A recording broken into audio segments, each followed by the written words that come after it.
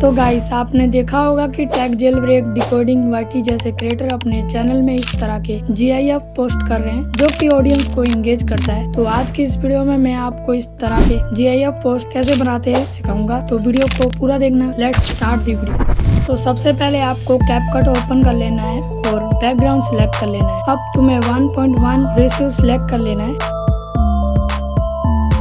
अब हमें टेक्स्ट लिख लेना है, तो मैं लिख देता हूँ वीडियो कमिंग सून। और तुम्हें यहाँ टेम्पलेट मिल जाएंगे, उसका यूज भी कर सकते हो। मैं इस टेम्पलेट का यूज करूंगा। टेक्स्ट एनिमेशन हो जाने के बाद अब तुम्हें यहाँ क्लिक करना है और GIF में सिलेक्ट करके एक्सपोर्ट कर लेना है। अब इसे हम अपने YouTube चैनल पे जाके इसे पोस्ट कर देंगे। तो पोस्ट हो चुका है, तुम देख सकते हो।